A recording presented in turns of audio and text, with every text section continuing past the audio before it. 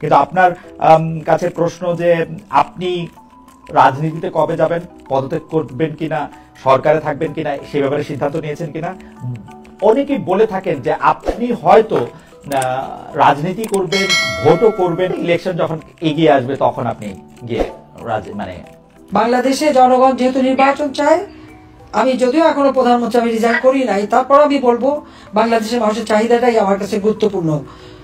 একদম সম্পূর্ণ নিরপেক্ষ তত্ত্বাবধায়ক সরকার গঠন করে তার অধীনে নির্বাচন দিতে হবে। ইউনূসের অধীনে কোনো নির্বাচন সফল হবে না, কোনো জনগণ ভোট দিতে পারবে না। সে তো জঙ্গি, সন্ত্রাসী এবং তারেক জিয়া আর এক জঙ্গি, এদেরকে নিয়ে সে সমস্ত ভোট নষ্ট করবে। কাজে নির্বাচন হতে হবে একেবারে অবাধ, নিরপেক্ষ, সুষ্ঠু নির্বাচন, একজন তত্ত্বাবধায়ক সরকার, সম্পূর্ণ নিরপেক্ষ তত্ত্বাবধায়ক সরকার অধীনে নির্বাচন হতে হবে, যেখানে সকল মানুষ তার ভোট দেওয়ার স্বাধীনতা পায়। আর আমি তো আছি দেশের মানুষের জন্য। আজকে তারা যে ছাত্রছাত্রী এই আন্দোলনে গিয়েছিল, তারা আজকে বুঝতে পেরেছে তাদের ভুলটা।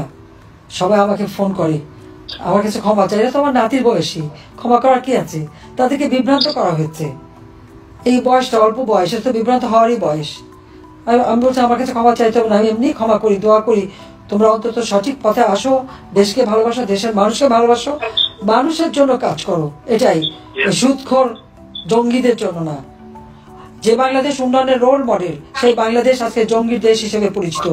এই অপবাদ থেকে বাংলাদেশকে মুক্ত করে বাংলাদেশকে আমরা শান্তি, নিরাপত্তার দেশ হিসেবে বিশ্ব দরবারে সম্মান ফিরিয়ে আনবো। আজকে 32 নম্বর সেই বাড়িটি আগুন দিয়ে পোড়ায় দেয়।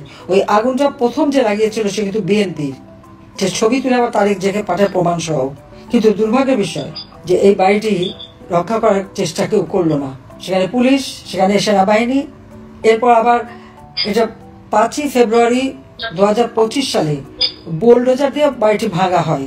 তখনও পুলিশ আর আর্মি সারি সারি দাঁড়িয়ে আছে, কিন্তু তারা ঠেকায়নি। এবং হাতুড়ি নিয়ে নিয়ে যারা বাড়ি ভাঙে, আপনারা চেহারাগুলি দেখেন, অধিকাংশই হচ্ছে বিএনপির লোকজন। এবং চেহারা তারা স্লোগানও দেয় যে তারেক জিয়াকে উদ্দেশ্য করে বলে যে তাকে কথা দিয়েছি, 32 নম্বর দখল করেছি। কাজে আপনারা বুঝতেই পারেন যে এই ধ্বংসাত্মক কাজের পিছনে ইউনূস আর তার দোসর তারেক জিয়া এবং সেই সাথে জামাত শিবির আমাদের না হলেও 15-20 হাজার নেতা কর্মীর উপর হামলা করে এবং তাদের হত্যা করে, গুম করে, লাশ 32 নম্বর আগুন দিয়ে পোড়ায়। 3টি লাশ পড়ে থাকে রাস্তার উপরে। যখন একে একে মানুষের লাশ পড়তে শুরু করে এবং তখন গণভবনও তারা দখল করবে, হামলা করবে, স্বাভাবিকভাবে আমাদের নিরাপত্তা যারা ছিল তারা সেখানে অস্থির হয়ে পড়ে। এবং একবার যখন থেকে আমাকে সরিয়ে আনে, আমি সরে আসার পর আজকে দেশের অবস্থাটা কি? আওয়ামী লীগ নিষিদ্ধ, ছাত্রলীগ নিষিদ্ধ, আওয়ামী লীগের নিবন্ধন বাতিল করে। আওয়ামী লীগের নিবন্ধন বাতিল করার ইউনূসকে, ডক্টর ইউনূসকে আমি সেটা জিজ্ঞাসা করি, সে কি জনগণের ম্যান্ডেট নিয়ে ক্ষমতা এসেছে? সে কি সাংবিধানিক ভাবে ক্ষমতা এসেছে? আমরা তো জনগণের নির্বাচিত প্রতিনিধি।